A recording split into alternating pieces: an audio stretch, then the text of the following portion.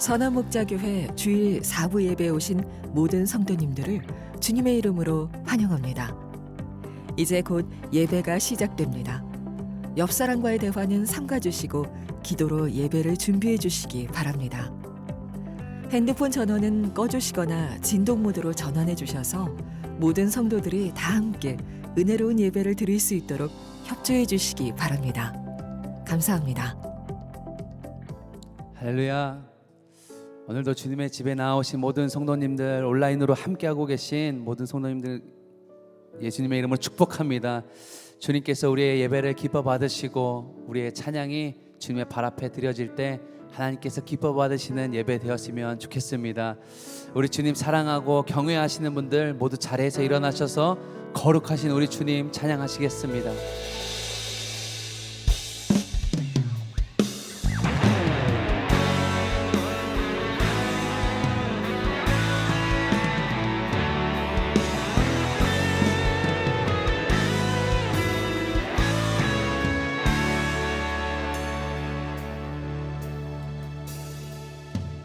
예수 우리 왕이여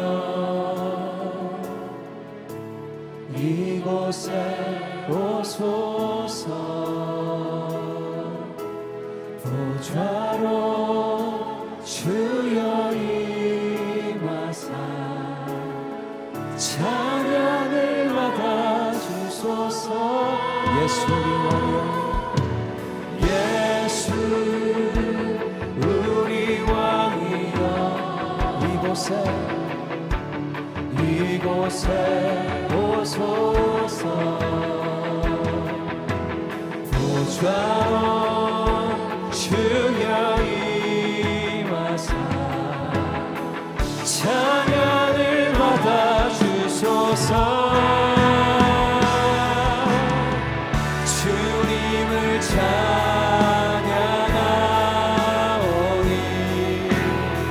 주님을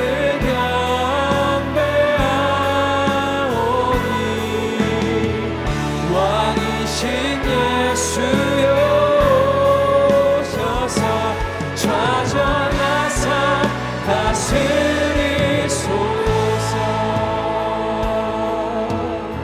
예수 우리 왕이여 예수 우리 왕이여 이곳에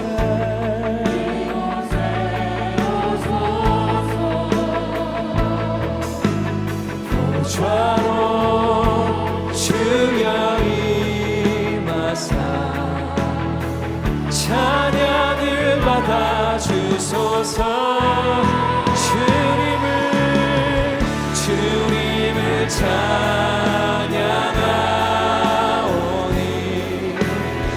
주님을 경배하오니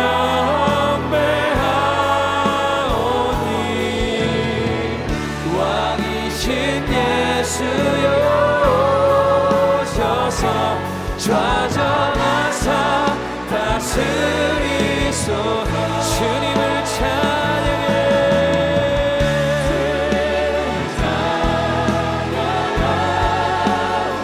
아멘. 주님을 경배하오니 왕이신 예수여 오늘 이곳에 임하셔서 우리 주님의 영광을 비추소서. 왕이신 예수여 오소서. 할렐루야. 왕이신 예수여 오셔서 좌전하사 다스리. 우리 마지막으로 고백합니다. 왕이신 예수여 왕이신 예수여 좌전하사 다스리소서. 할렐루야. 왕이신 예수님 영광을 받으소서.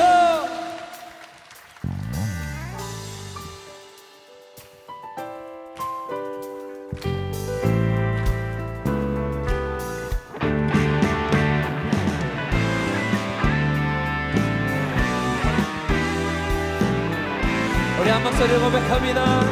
주님 한 분만으로 주님 한 분만으로 나는 만족해. 나의 모든 것 대신 주님 찬양해.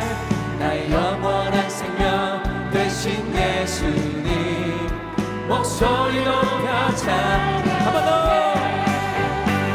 주님 한 분만으로 나는 만족해.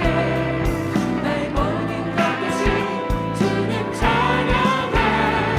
나의 영원한 생명 대신 예수님 목소리 높여 찬양해.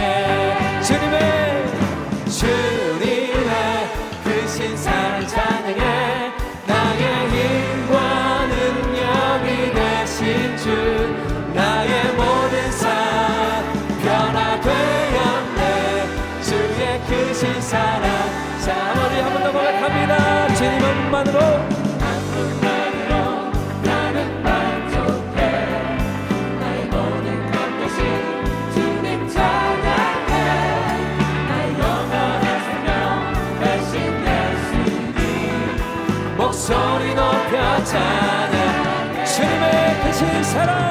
주님의 크신 사랑 찬양해.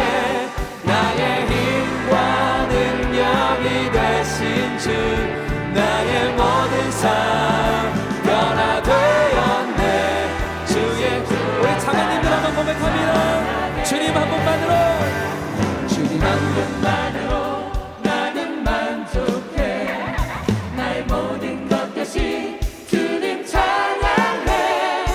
나의 영원한 생명 우리 한 번 더 목소리로 고백할 때 우리 형제님들 고백하시겠습니다. 주님 한 분만으로 주님 한 분만으로 나는 만족해. 나의 모든 것 대신 주님 찬양해. 나의 영원한 생명 대신 우리 한 목소리로 주님을 높여드립니다. 할렐루야. 주님의 크신 사랑 찬양해. 나의 힘과 능력이 되신 주 나의 모든 삶 변화되었네. 주의 크신 사랑 찬양해. 주님의 크신 사랑. 주님의 크신 사랑 찬양해. 나의 힘과 능력이 되신 주 나의 모든 삶 변화되었네. 주의 크신 사랑 찬양해. 하늘 영광 버리고 이 땅 위에 십자가를 지시고 죄사했네. 무덤에서 일어나 하늘로 올리셨네. 할렐루야. 하늘 영광 버리고 하늘 영광 버리고 이 땅 위에 십자가를 지시고 죄사했네. 무덤에서 일어나 하늘로 올리셨네. 주의 이름 높이 아멘.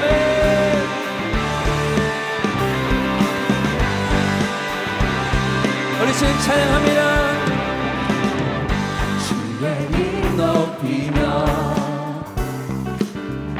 주를 찬양하나이다.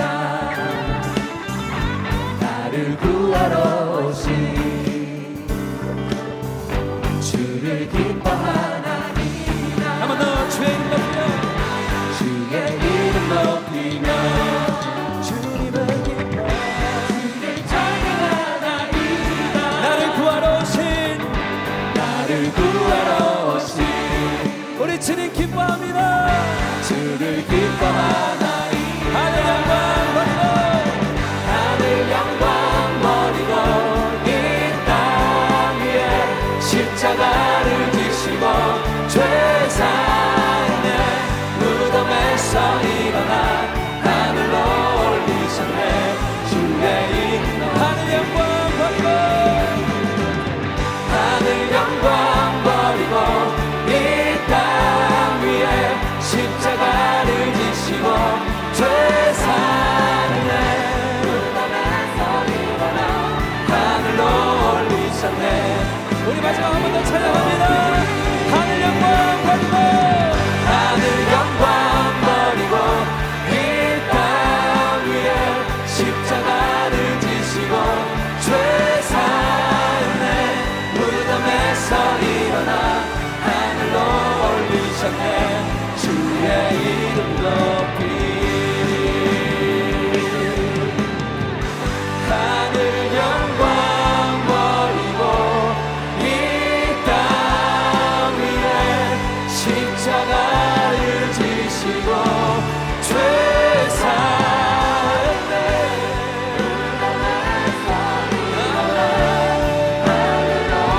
우리 한 번 더 고백합니다. 하늘 영광 버리신 주님께 할렐루야.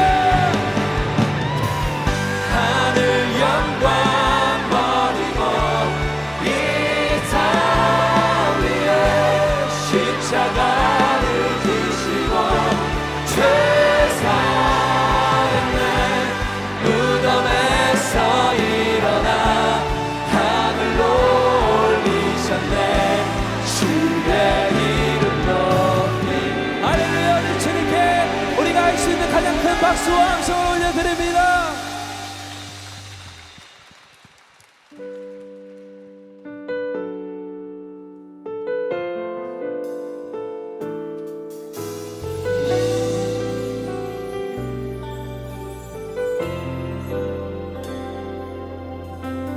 우리 보좌 앞에 모였네. 우리 보좌 앞에 모였네 함께 주를 찬양하며 하나님의 사랑 그 아들 주셨네 그의 피로 우린 구원받았네 십자가에서 쏟으신 그 사랑 강같이 온 땅에 흘러 각 나라와 족속 백성 반원에서 구원받고 주 경배드리네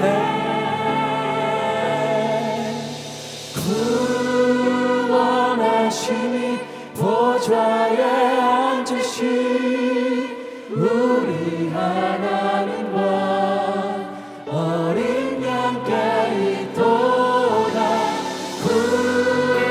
구원하심이 보좌에 앉으신 우리 하나님과 어린 양께 있도다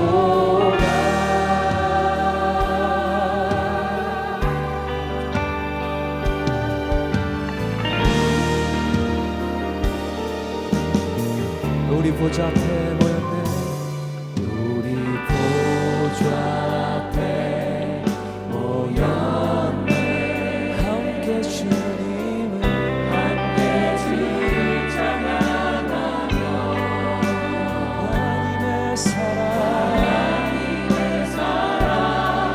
그 아들 주셨네 그의 피로 우리 구원받았네 십자가에서 쏟으신 그 사랑 강같이 온 땅에 흘러 각 나라와 족속 백성 만원에서 우리 주님을 높여드립니다. 온 열방 가운데 찬양받게 합당하신 우리 하나님 아버지께 구원하심이 구원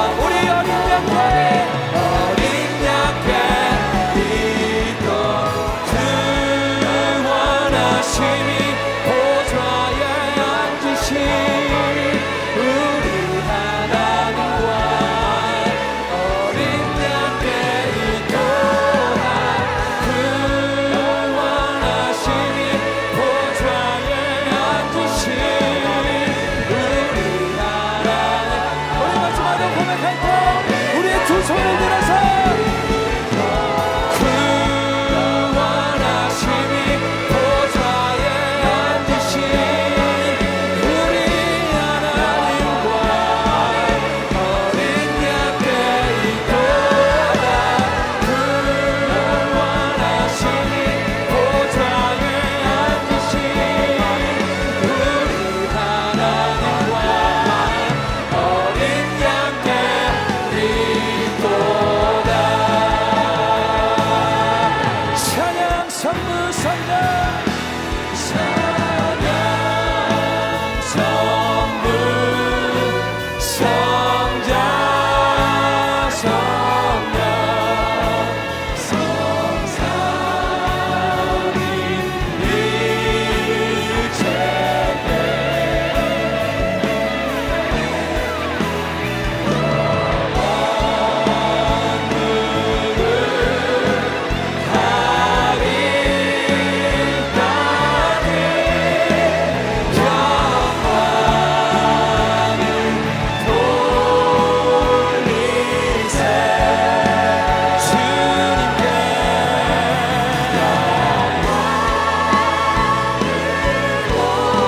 일체계 우리 하나님은 우리의 영광과 찬양을 받게 합당하십니다.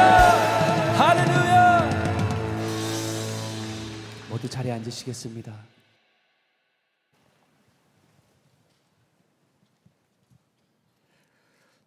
은혜가 풍성하신 하나님, 오늘도 거룩한 주일로 하나님 앞에 모여 함께 경배하고 찬양하며 예배드리게 하시니 감사를 드립니다. 하나님의 임재 가운데 모든 성도들이 마음과 뜻과 정성을 다하여 예배드리도록 주님께서 도와주시고 만나주시며 주님의 음성을 듣는 은혜의 시간이 되게 하옵소서. 지난 한 주간 주님을 바라보고 의지하며 살면서도 부족하고 연약함으로 세상 문화에 휘말려 염려하고 낙심하며 나의 생각이 우선되어 살았음을 고백합니다. 주님 용서하여 주옵소서. 주의 보혈로 정결하게 씻겨 주옵소서.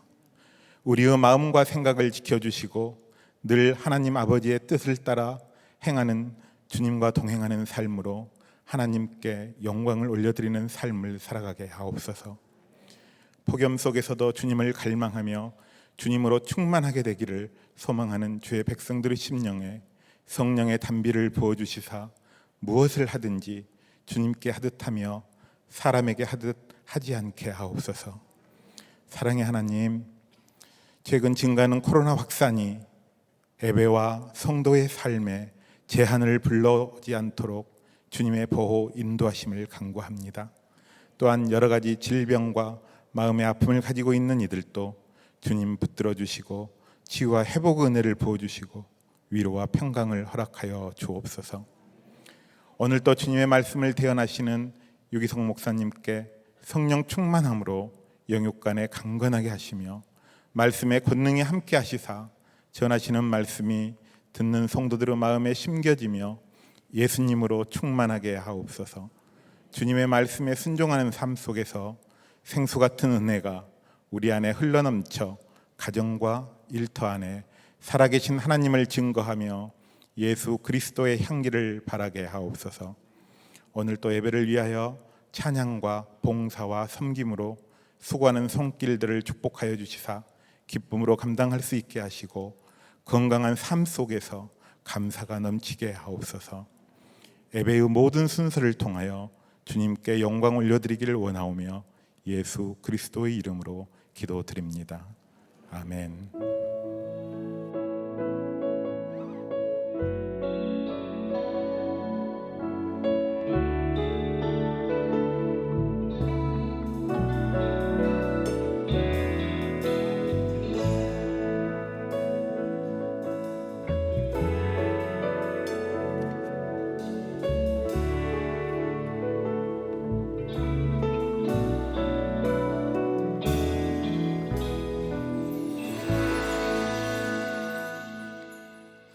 이 시간에는 10주간의 새가족 과정을 마치신 분들을 축하하려고 합니다. 대표해서 송평화 집사님께서 양육수료 간증을 해주시겠습니다.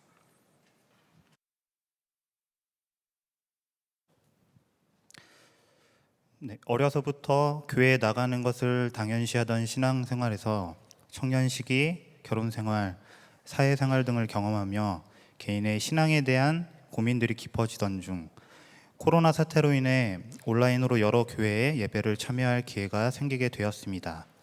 이때 선한 목자 교회 예배를 드리면서 말씀을 통해 나를 되돌아보고 하나님이 원하시는 삶을 살아가는 것에 대한 용기와 원동력을 얻을 수 있었습니다. 그리고 아내와의 많은 기도 끝에 선한 목자 교회에 등록하게 되었습니다. 저는 모태신앙입니다. 제가 태어날 때부터 예수님은 제 앞에 계셨습니다. 하지만 제가 본격적으로 신앙에 대해서 고민을 하게 된 기간은 10여 년이 채 되지 않은 것 같습니다. 저는 아주 익숙하고도 자연스럽게 언제인지 모르는 사이에 예수님을 영접했지만 오랜 시간 동안 지식적으로만 예수님을 알고 있었다는 것을 양육을 통해 깨닫게 되었습니다. 군입대 전 경험했던 청년부 시절은 지금까지도 나에게 신앙적인 큰 뿌리가 되어 아슬아슬하게 제 삶을 지탱해 주고 있었습니다. 선한 목자교회로 등록한 지 6개월도 되지 않는 시간이지만 이곳에 오기 전의 삶을 돌아보면 봉사하고 있는 부서와 공예배를 제외하고는 어느 공동체에도 속하지 못했습니다. 지금 생각해보면 제 자신의 태도가 적극적이지 못했고 또한 어려서부터 출석했던 교회였기 때문에 그 익숙함에서 오는 교제의 불필요함을 제 스스로가 너무 고집했습니다. 그 밖에도 여러 가지 핑계거리들이 제 신앙을 점점 갉아먹고 있었던 것 같습니다. 이러한 신앙생활 중에 저는 영적인 공급받음이 필요했고 갈급했습니다. 함께 거룩함에 대해 고민하고 이야기할 수 있는 공동체가 그리웠습니다. 지난 10주간의 새가족 양육 중 많은 부분이 제가 지식적으로 익히 아는 것들이었지만 양육을 통해 가장 크게 다가왔던 것은 제가 죄인이라는 것과 제 삶에 대한 확신을 더욱 확고히 하게 된 것입니다. 이 확신이 저에게 진심으로 다가와 삶의 습관들을 바꾸고 제 생각을 바꾸고 태도를 바꿔야겠다는 결단의 계기가 되었으며 예수님이 없는 것처럼 살면 안 된다는 것도 뼈저리게 경험하게 되었습니다. 지금도 성령님께서 저와 함께하고 계시는 것을 확신합니다. 이제는 지식에서 끝나지 않고 하나님의 말씀이 제 삶의 능력이 되길 원합니다. 그 이전에는 저와 함께 계시는 예수님에 대한 두려움이 없는 삶을 살았습니다. 그렇게 죄에 대해 쉽게 무뎌지고 형식적인 예배와 회개만이 제 신앙생활의 전부였습니다. 양육을 진행하면서 제게 찾아온 변화 중 또 다른 하나는 그 이전보다 더욱 예수님을 의식하기 시작했다는 것입니다. 예수님을 의식한 것이 지금 제게 굉장히 큰 유익을 주고 있다는 것을 느끼며 살아가는 중입니다. 주님께서는 이제 제게 필요한 것은 지식적인 안보다 아는 만큼 행동하고 살아가는 것이 필요하다는 마음을 주십니다. 예수님과의 동행은 선택이 아니라 반드시 그래야 하는 것임을 깨닫게 해준 이번 양육 시간을 기억하며 앞으로 이어질 저의 신앙의 여정을 예수님과 함께 잘 헤쳐나가고 싶습니다. 주님 감사합니다.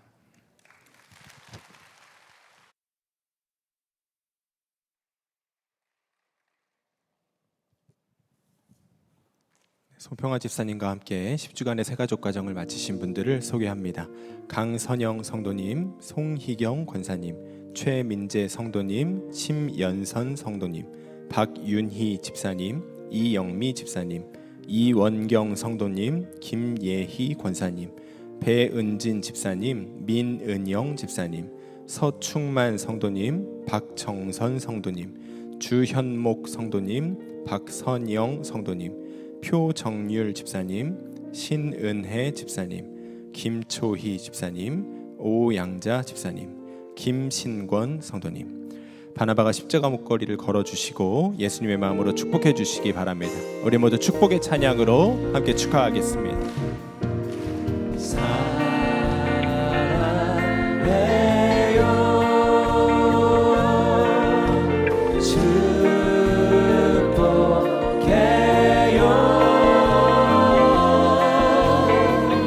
당신의 마음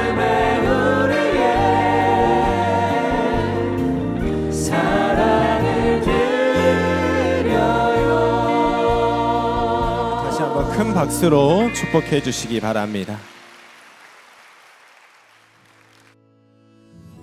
교회 소식을 알려드리겠습니다. 오늘 1부, 2부, 4부 주일 예배는 유기성 목사께서, 3부는 중화복음신학원 원장 제이미 테일러 원장께서 말씀을 전합니다.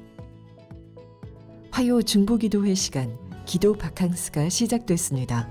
이번 화요일부터는 장소를 변경하여 오전 10시 30분 본당에서 모입니다. 내일은 교회를 위한 24시간 한몸 기도회 날입니다.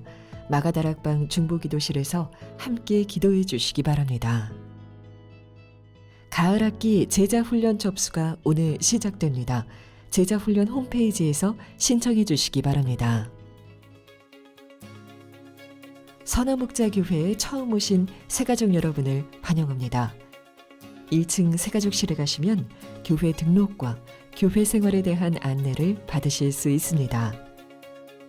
매일 1시간 기도와 예수 동행일기를 통하여 주님과 동행하는 한 주 보내시길 바랍니다.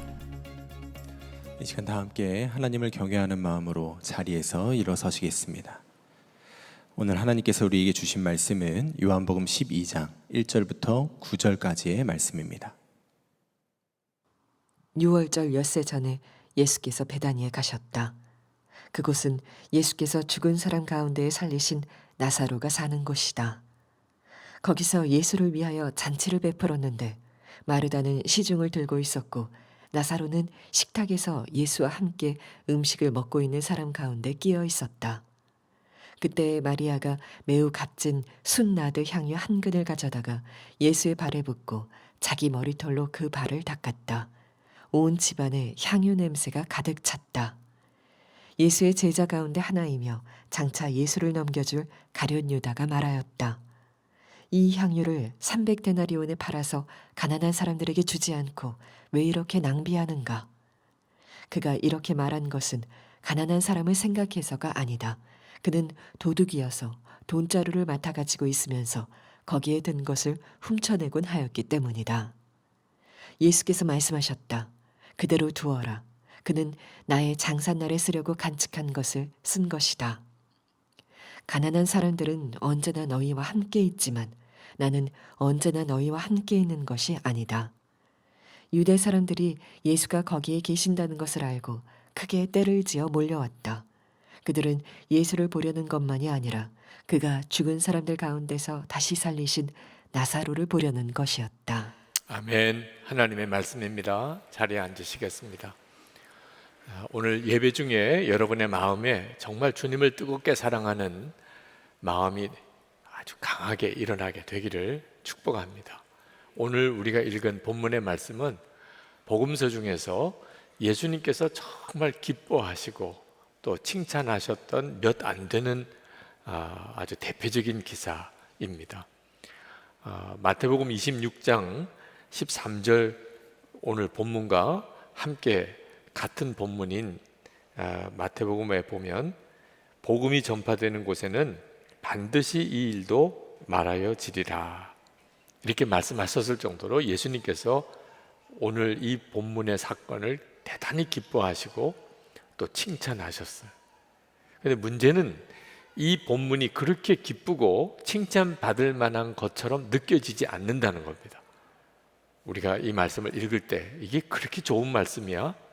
그렇게 잘 이해가 안 되는 거예요. 예수님께서 이제 십자가를 지시려고 예루살렘으로 가시는 길에 베다니에 늘 하시던 것처럼 베다니에 거기서 하루를 머무셨는데 그날 거기 잔치가 벌어졌습니다. 나사로가 죽었다가 다시 살아나는 그런 놀라운 기적이 바로 얼마 전에 있었기 때문에 그 베다니에 나 환자 시몬이라고 하는 사람의 집에서 큰 잔치가 열렸어요. 그 자리에 나사로도 참석했고 마르다는 음식을 열심히 만들고 그래서 동네 사람들도 함께 모이는 그런 잔치가 벌어졌는데 마리아가 나사로의 누이인 마리아가 향유, 나드, 순전한 나드 한 근 오늘 성경에 나오는 설명대로 하자면 300데나리온에 해당되는 값어치 지금 우리식으로 계산하면 평균 노동자의 1년 임금입니다. 그 향유를 예수님의 발에 몽땅 부어버렸어요. 원래 향유는 그저 한 방울씩 쓰는 거죠. 그런데 그걸 예수님의 발에다가 그냥 다 부어버렸어요. 이런 일이 있었다는 거예요. 그러니 사람들이 얼마나 놀랬겠습니까? 막 화가 나는 사람도 많았고 예수님의 제자들도 다 격분했다고 그랬어요. 그 중에 대표적인 사람이 가룟 유다입니다. 가룟 유다가 그 마리아를 얼마나 화를 내면서 야단을 치는지, 이게 무슨 낭비냐, 이걸 팔아서 가난한 사람들에게 나눠주면 얼마나 많은 사람이 도움을 받겠느냐, 그렇게 막 야단을 쳤습니다. 여러분 같으면 가룟 유다가 이해가 되십니까? 마리아가 이해가 되십니까? 아마 모르긴 몰라도 여기 계신 분 중에 상당수가 가룟 유다가 이해가 더 될 거예요. 세상에 이런 낭비가 어디 있어요? 향유를 이렇게 쓰는 거야? 어떻게 예수님의 발에다가, 요즘 시세로 말하면 작년 우리나라 노동자 평균 임금을 3,800만 원이라고 하더라고요. 한 3,800만 원 되는 걸 그냥 예수님의 발에 다 쏟아 부어버린 거예요. 이건 낭비잖아요. 이건 지나친 거잖아요. 그리고 예수님께서도 마리아가 그렇게 하려고 하면 예수님께서 막으셔야지. 마리아야, 이게 뭐 하는 짓이냐? 이렇게 하지 말아라. 나는 이런 걸 기뻐하지 않아. 이거 가난한 사람들에게 나눠줘. 뭐 예수님이 이렇게 하셔야 예수님답잖아요. 우리가 그렇지, 예수님은 참 귀한 분이셔, 이렇게 느껴지잖아요. 근데 예수님이 그걸 칭찬을 하셨어요. 너무 기뻐하셨어요. 예수님이 본래 그런 분인가? 이렇게 좀 헷갈릴 만한 일이 오늘 본문의 내용이에요. 그러니까 오늘 본문을 통해서 우리가 깊은 은혜를 받기가 쉬운 일이 아닌 겁니다. 저는 도대체 마리아는 어떤 심정이었길래 그렇게 했을까? 뭐가 이유가 있을 거 아니겠습니까? 그리고 예수님은 왜 그렇게 하는 것을 기뻐하고 칭찬하셨을까? 참 오랜 시간 묵상하고 또 묵상했습니다. 성경이 말하는 예수님이 그 일을 기뻐하고 칭찬한 이유를 성경은 말하기를 예수님의 십자가에 달려 죽으시는 것을 준비하는 일이었다. 다시 말하면 예수님은 이제 온 인류를 위해서 속죄의 제물이 되셔서 십자가에 죽으시게 됩니다. 그 예수님이 그와 같이 그렇게 끔찍한 정말 십자가의 죽음을 당하는 그 일이 온 인류를 구원하는 일이었기 때문에 예수님이 십자가에 달리시기 전에 마리아를 통하여 그 예수님이 하시는 십자가의 귀한 의미를 드러내셨다. 그 이제 죽으실 예수님의 몸에 향유를 부음으로 예수님의 몸을, 십자가에 달리시는 그 거룩하신 주님의 몸을 준비시켰다. 그리고 온 인류를 대표해서 예수님이 우리 위해서 속죄 제물이 되어 주시는데 감사하는 마음, 정말 사랑하는 마음을 그 일을 통해서 보여주신 거다. 뭐 성경이 말하는 해석은 그런 해석입니다. 그렇지만 마리아가 어떻게 그걸 알 수 있었겠어요? 예수님이 이제 십자가에 달려 죽으실 것을 마리아가 어떻게 알 수 있었겠어요? 마리아가 진짜 예수님의 십자가를 준비하기 위해서 그런 의도를 가지고 그 일을 했을까요? 마리아는 전혀 몰랐을 거예요. 도대체 마리아는 무슨 심정으로 그 일을 한 걸까요? 지나고 보니까 마리아가 했던 일은 예수님의 십자가를 준비하는 일이었어요. 마리아는 전혀 몰랐던 일입니다. 그럼 마리아는 왜 그랬을까? 이유는 아주 분명해 보입니다. 마리아가 예수님이 하나님이라는 사실을 안 거예요. 예수님이 하나님이시구나. 하나님이시구나. 이분이 하나님이시구나. 그 사실을 알고 나니까 낭비라는 의미가 없는 거예요. 여러분, 하나님에게 무언가를 하는 일에 낭비가 있을 수 있을까요? 우리가 하나님께 드리는 거예요. 하나님께 우리의 사랑을 고백하는 거예요. 이게 낭비일까요? 마리아는 오빠 나사로가 죽었다가 살아났습니다. 이건 하나님이 아니면 있을 수 없는 일을 하신 거죠. 그 잔치집이 나환자 시몬의 집이라고 그랬는데 왜 하필이면 나환자 시몬의 집에서 잔치를 벌였을까? 주석가들의 이제 나름대로의 해석에 의하면 이 나환자가 나환자였다가 예수님으로 인하여 고침받은 사람일 거다. 그리고 마르다의 남편이었을 것이다. 뭐 그렇게 해석하시는 분도 있으세요. 그러니까 마르다가 그 집에서 막 음식을 준비했었죠. 그러니까 마리아에게 있어서는 어쩌면 그 나환자 시몬은 형부인 거죠. 오빠가 죽었다가 살아났어요. 형부는 나환자였다가 고침받았어요. 그리고 예수님이 베다니에 와서 말씀을 전하실 때 마르다는 음식 만드느라고 바빴고 마리아는 예수님의 발 앞에서 예수님의 말씀을 늘 들었던 그런 성경의 일화가 있잖아요. 마리아는 마음에 너무나 분명히 믿어졌어요. 그때 당시 그런 믿음을 갖는 게 이상할 정도입니다. 제사장, 바리새인들, 유대교에 아주 깊은 조예가 있고 성경도 많이 알고 그런 사람들은 다 예수님을 아주 나쁜 사람 취급을 하고 죽이려고 하고 있는, 마리아는 이분이 하나님이구나 이렇게 믿어진 거죠. 그러니까 하나님께 드리는 대접인 거예요.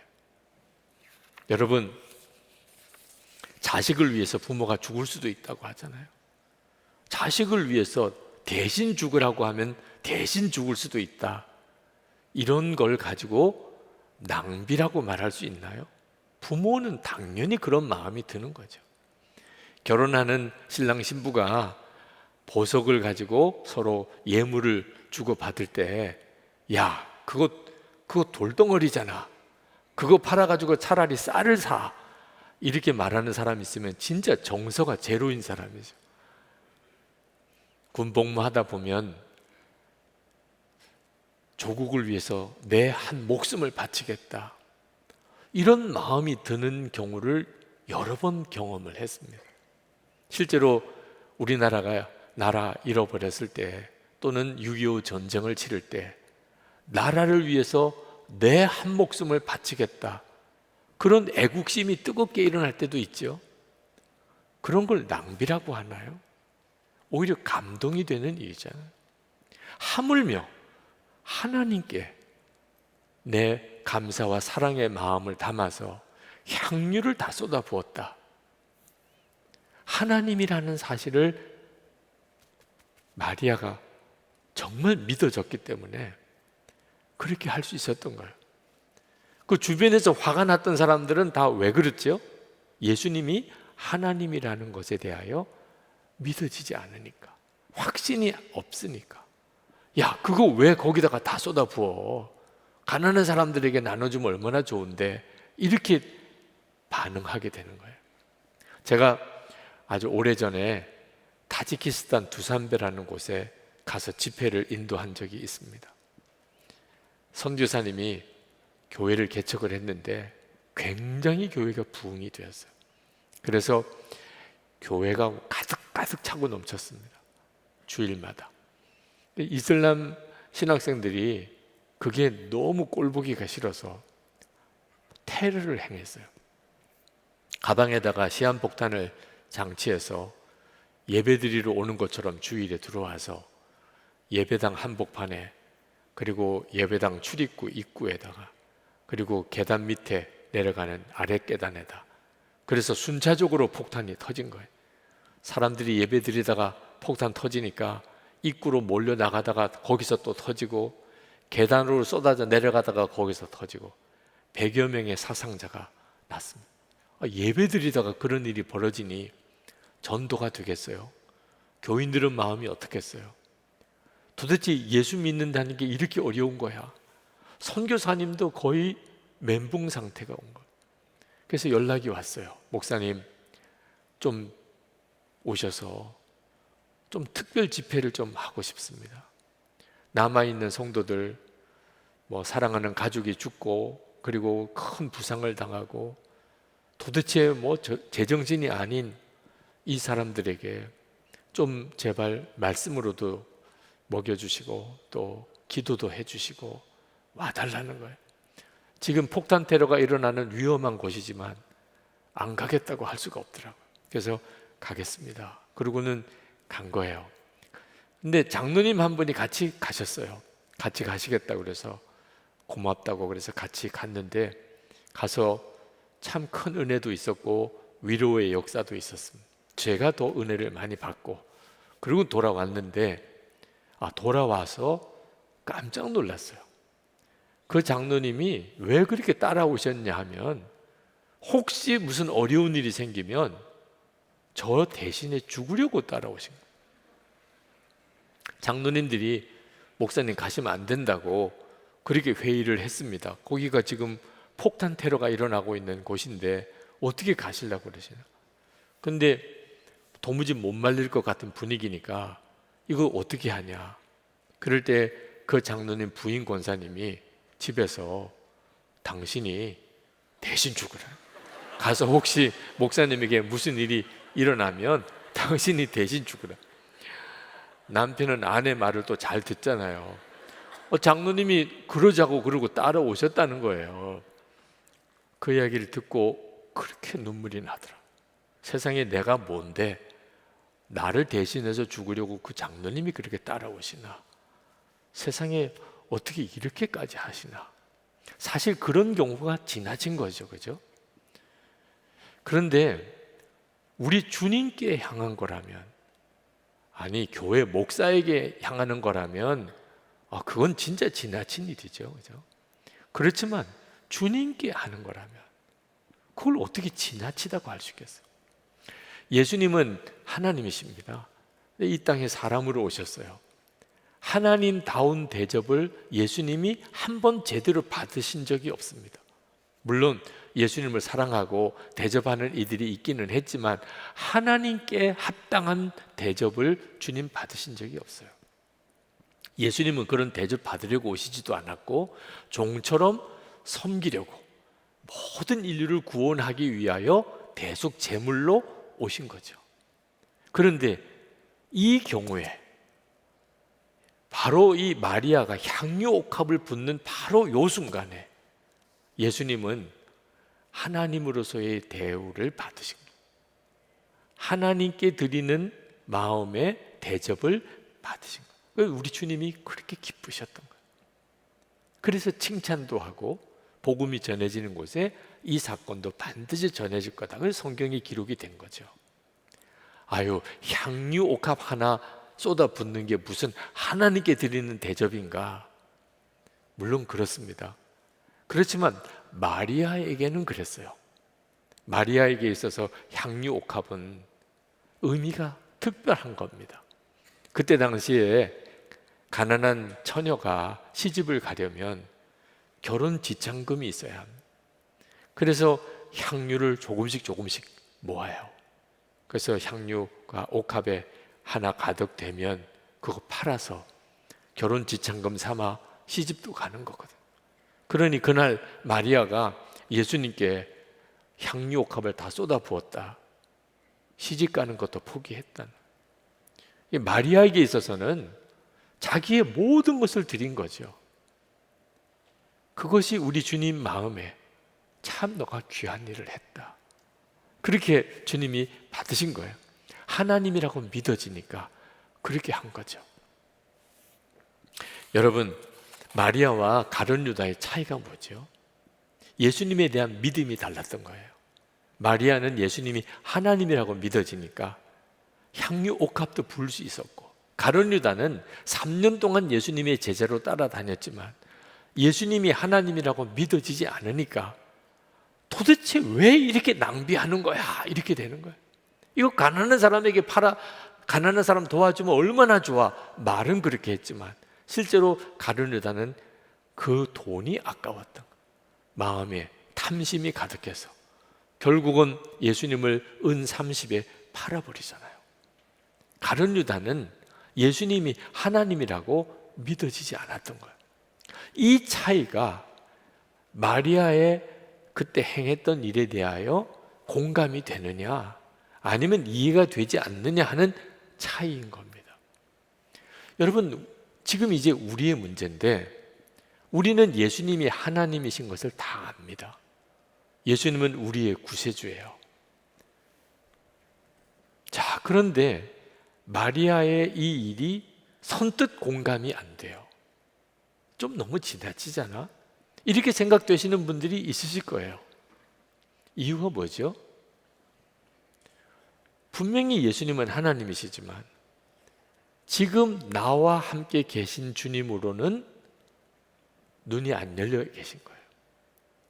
예수님은 하나님이시래. 지식으로는, 교리적으로는 내가 그냥 동의해요.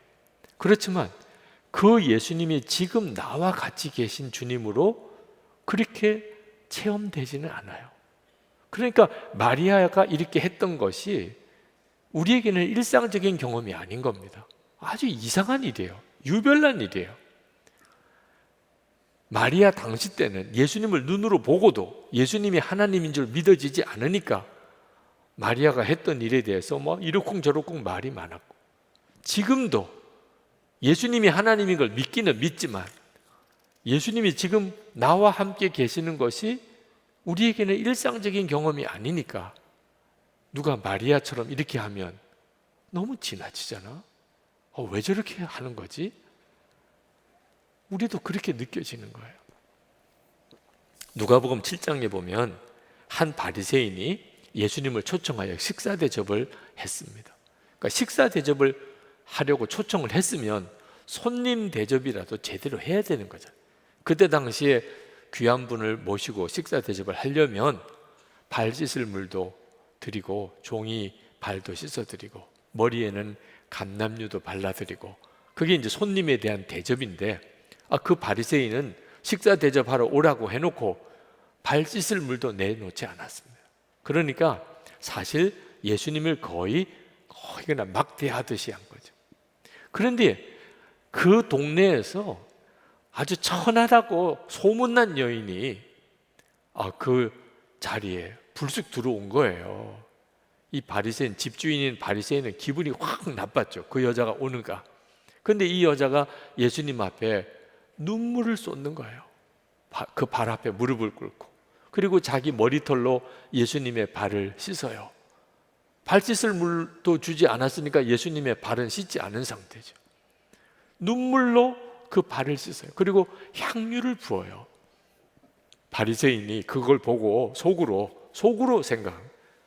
저 사람이 진짜 예언자라면 이 여자가 얼마나 나쁜 여자인지를 알 거다, 이러고 생각을 하고 있는 겁니다. 그때 예수님께서 하신 말씀이에요. 누가복음 7장 47절에 저의 많은 죄가 사하여졌도다. 이는 저의 사랑함이 많음이라. 사함을 받은 일이 적은 자는 적게 사랑하느니라. 그러니까 이 바리새인들과 제사장은 예수님을 메시아로 믿지 않았기 때문에 예수님은 죽여야 될 존재로 여겨진 거예요. 그러니 무슨 발 씻을 물도 내놓겠어.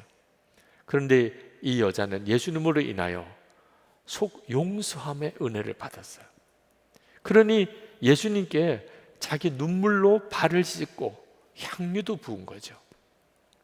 죄사함이 있으니 주님을 사랑함이 있다는 거예요.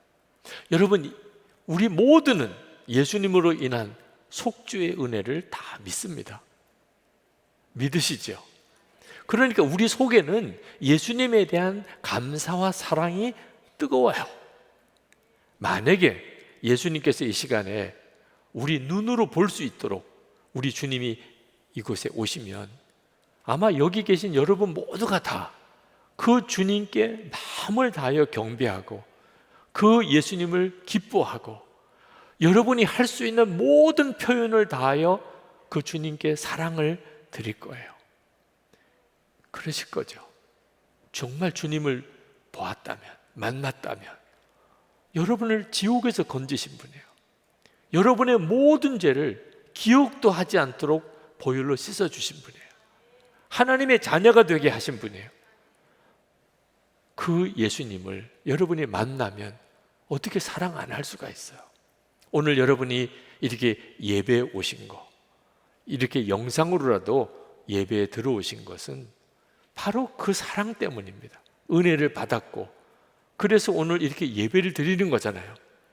그런데 문제는 이 마리아가 향유를 쏟아 부은 것 같은 그런 깊은 감동, 그 뜨거운 사랑은 아닌 거예요. 예배도 드리러 왔고 주님을 사랑하는 것은 맞는데 이 마리아가 했던 것 같은 느낌은 아닌 거예요. 왜 그렇죠? 예수님이 나와 함께 계시다는 것을 듣기는 들었지만 실제로 느껴지지 않는 거예요. 예수님이 나에게서는 실제가 아닌 거예요. 이렇게 예배를 드리지만 그냥 목사가 더 중요해요. 오늘은 누가 설교하나? 1, 2, 4부가 유기성 목사래. 하여튼 목사가 중요한 거예요. 네. 예배 순서, 기도 순서, 찬양하는 분들, 우리에게는 자꾸 사람이 더 크게 보이는 거예요. 우리에게 있어서 예수님은 어쩌면은 너무 막연한 대상인 거예요. 그러니까 마리아와 같은 이런 헌신과 사랑이 낯선 거예요. 이상한 거예요. 제가 부목사로 있을 때 대학원 공부를 같이 했었습니다. 마지막 학기를 남겨두고 참 고민이 되더라고요.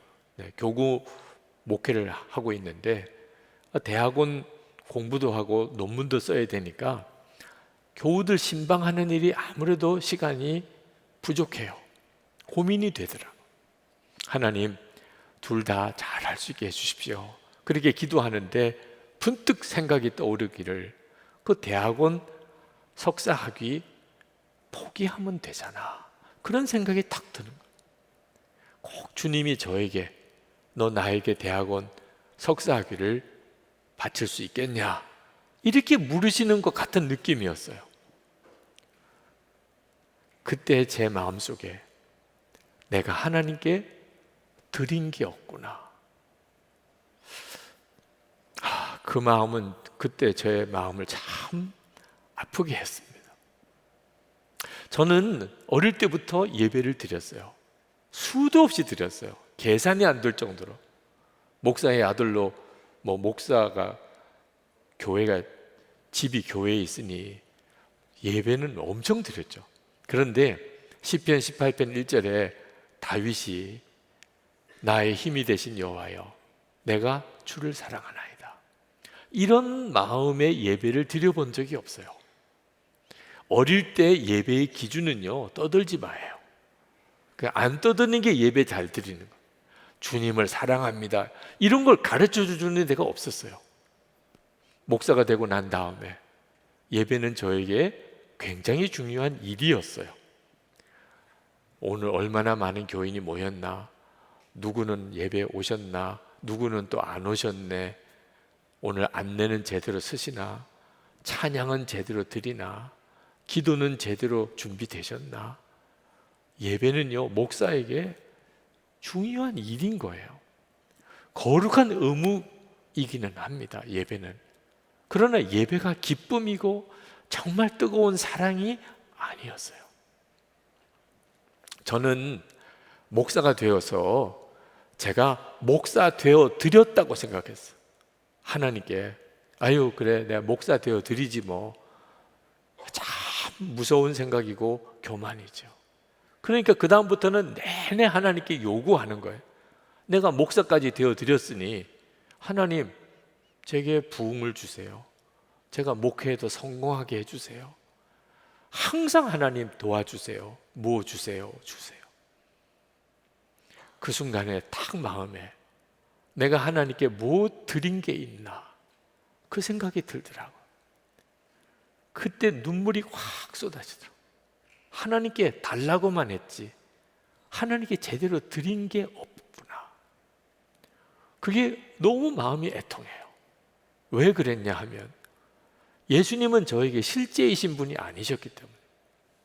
그냥 예수님은 막연하게 계신 분이에요. 예수님이라는 분이 계셔. 어디선가 나를 지켜보시겠지. 늘 만나고 그렇게 동행하는 분이 아니셨어요. 근데 그날 예수님은 저에게 너 너하고는 석사학위를 바치게 할 수 있겠느냐, 그렇게 개인적으로 물어보시는 것 같은 거예요. 주님은 제 입에서 나오는 대답을 마치 정말 두 눈 똑바로 뜨시고 보시는 것 같아요. 석사학위를 바치겠습니다. 그렇게 고백하고는 진짜 통곡을 했어요. 통곡을. 왜 그렇게 막 눈물이 쏟아지는지. 향유 옥합을 부었던 마리아의 심정, 그게 조금 느껴지더라. 아, 이런 느낌이었나 보다. 주님께 다 드릴 때. 여러분, 예수님을 실제로 영적인 눈이 뜨이지 않았을 때는요, 할 수도 없는 일이고 옆에 있는 사람들도 이해가 안 돼요. 하나님을 위해서 내 모든 것을 드린다, 말이 좋지 실제로는 그건 우리에게 실제 경험이 아니에요. 어떤 때는요, 예수님을 실제로 만나기 전에는, 하나님을 실제로 눈이 열려서 바라보기 전에는 완전한 헌신은요, 두려움 그 자체예요. 근데 주님을 조금 눈이 뜨이고 나니까 주님 드릴게요. 예수님에게 제 석사학위가 무슨 소용이 있겠어요? 아니, 예수님이 그것 가지고 무슨 소용이 있고 뭐 어디다가 쓰시겠어요? 그런데 그날 제가 주님께 드릴 수 있는 건 그게 전부였어요.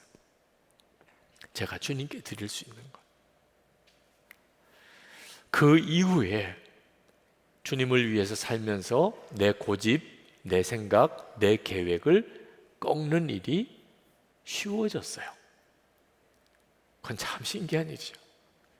그리고 저를 통해서 주님이 조금이라도 역사하시는 일이 나타나기 시작했어요. 가만히 돌아보면 내가 주님께 뭐 드렸나, 그저 생각나는 거는 그거 하나 정도예요. 그런데 주님으로부터 받은 게 또 너무 많아졌어요. 그것마저도 드렸다고 말하기가 어려워요. 여러분, 예수 믿는 진짜 행복은요, 예수님을 마리아처럼 주님이 하나님이신 것을 진짜 알고 그 주님께 내 모든 것을 다 드려서 헌신하는 게 가장 예수 믿는 복이에요. 황홀해요. 그러면 그때부터 주님이 내 인생을 뒤집어 쓰시기 시작해요. 저는 주님을 사랑한 것밖에 없어요. 주님 위해서라면 다 순종할 수 있을 것 같아요. 주님이 원하시면 다 드릴 수 있을 것 같아요. 여러분, 이 마음이 가장 행복한 거라고. 그건 예수님을 안다는 뜻이에요. 예수님과 정말 사랑에 빠졌다는 뜻입니다. 그때부터 주님은 인생 전체를 통해서 역사하세요. 조수미 씨가 유럽에 유학을 가서, 이태리에 유학을 갔을 때 그 1년 반 만에 핀란드 콩쿠르에 그가 나갑니다. 왜냐하면 본인의 실력이 인정받았어요. 언론에서도 이번 콩쿠르의 입상은 조수미 씨가 될 거다. 그의 가창력을 아는 사람들은 다 그렇게 생각했고, 교수도 그렇게 생각했고, 본인도 그렇게 될 거라고 생각했는데 그가 1등을 못합니다. 그게 얼마나 좌절이 되었는지 한 4개월 정도 노래를 부르지 않았어요. 의미를 잃어버린 거예요. 그때 조수미 씨가 다시 일어나게 된 계기는 어머니와의 통화입니다. 그때 어머니가 조수미 씨에게 이렇게 말해요. 수미야, 내가 언제 너에게 우승하라고 요구했었니? 1등 하는 거는 너의 목표가 아니야.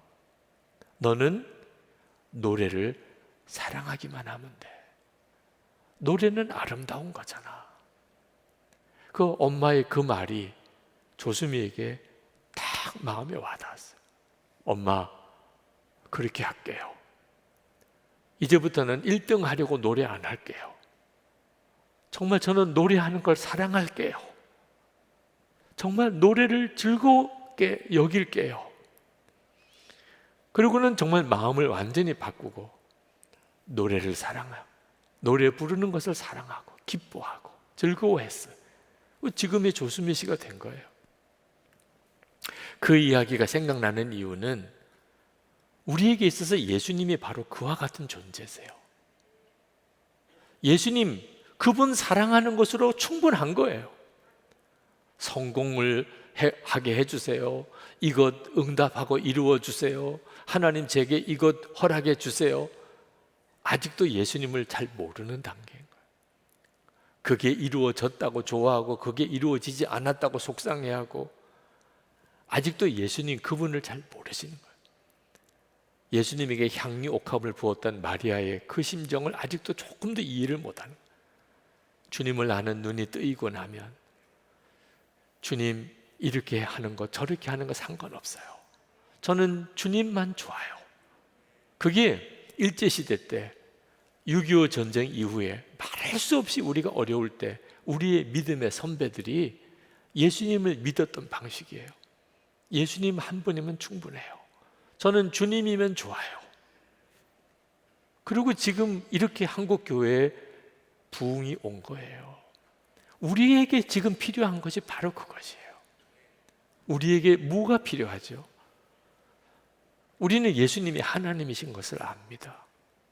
그런데 지금 나와 같이 계신 것을 알아야 돼요. 그러면 마리아와 같은 심정이 돼요. 예수님께 모든 걸 다 드려 사랑하고 싶어요.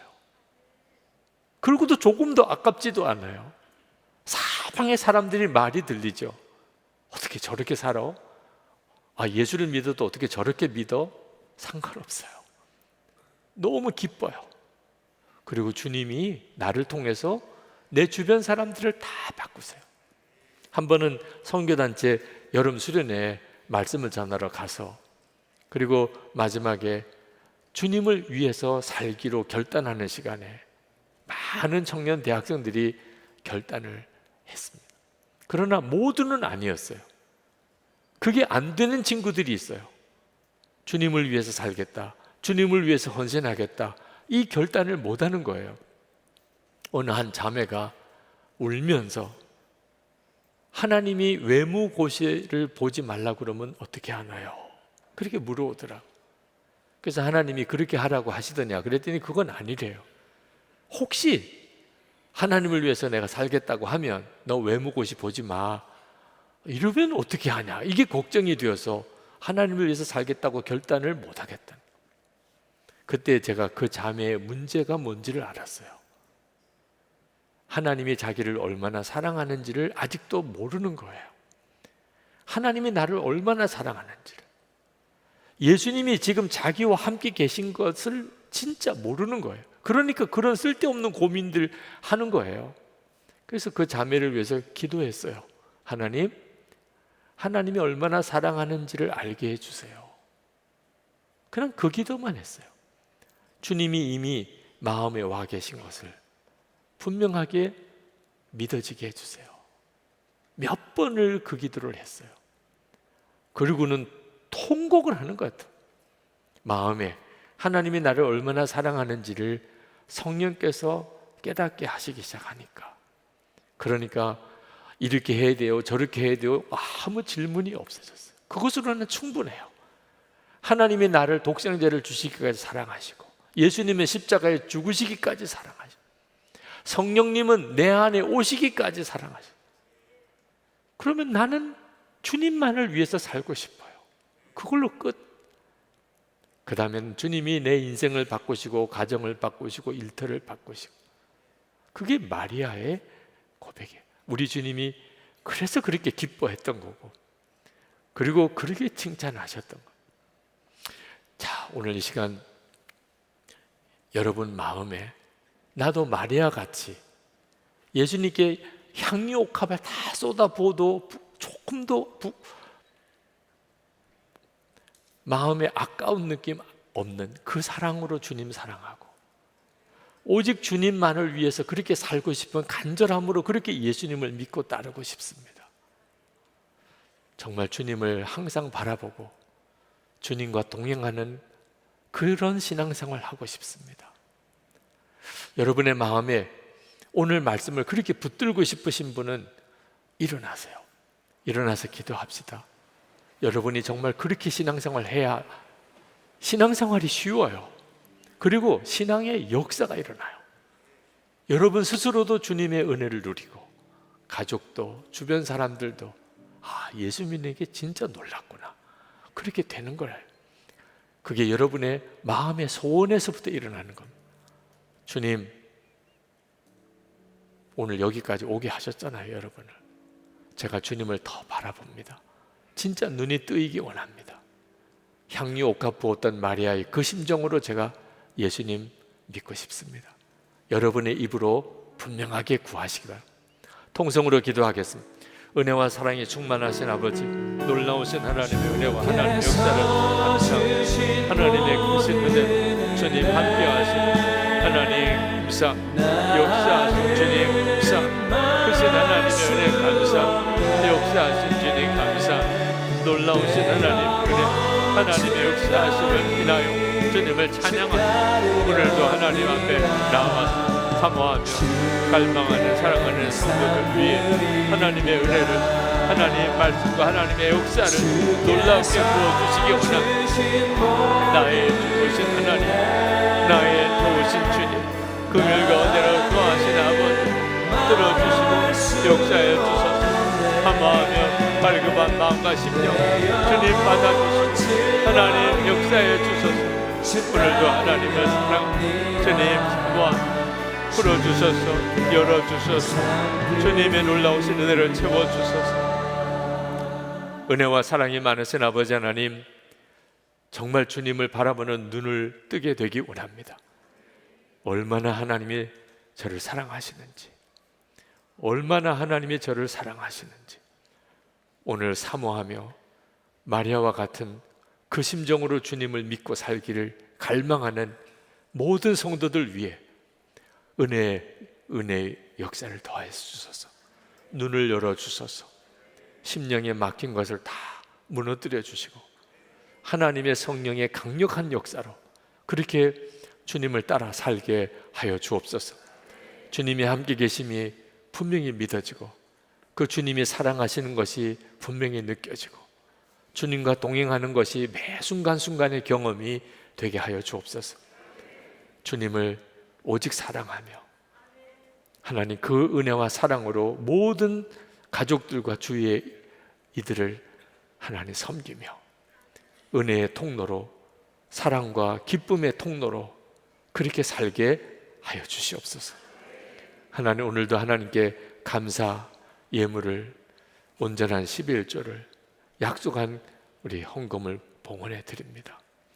하나님의 놀라운 은혜와 사랑에 사로잡아 주셔서 또 한 주간 살아갈 때 어디서든지 하나님 살아계심의 증인으로 복의 통로로 써주소서.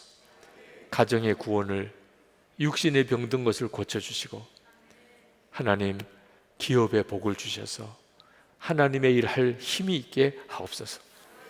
우리나라가 교회와 성도들이 거룩하게 일어나고 하나님이 기뻐하시는 귀한 종들이 지도자가 되어 나라를 바로 세우고 하나님의 법이 이 나라의 법이 되게 하시고 북한의 동포들 이제는 그 영혼들을 풀어주시고 하나님께서 허락한 자유를 저들에게도 주시고 평화의 복음 통일이 이루어지고 억눌린 이들 다 자유를 주시되 김국기 목사님, 김종국 목사님, 최중일 선교사님, 장문석 집사님 속히 석방되게 해 주옵소서. 열방의 재앙이 그치고 나라와 교회들마다 영적 대각성이 일어나 주님의 임재를 바라보는 눈이 열리게 하옵소서. 선교의 세문이 활짝 열리게 하여 주옵소서. 좋으신 우리 구주 예수 그리스도 이름으로 간절히 기도합나이다. 아멘. 우리 다 일어나서 찬양하겠습니다.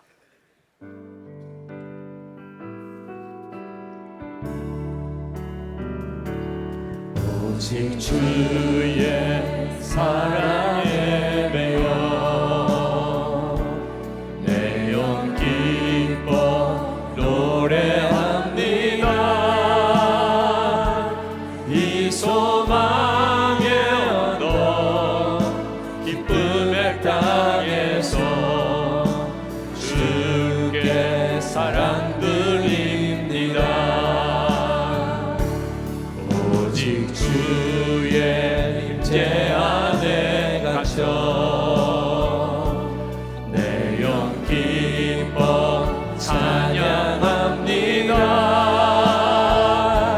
이 소명의 언덕 거룩한 땅에서 주께 경배드립니다. 주께서 주신 모든 은혜 나는 말할 수 없네. 내 영혼 즐거이 주 따르렵니다. 주께서 주신 모든 은혜 주께서 주신 모든 은혜 나는 말할 수 없네.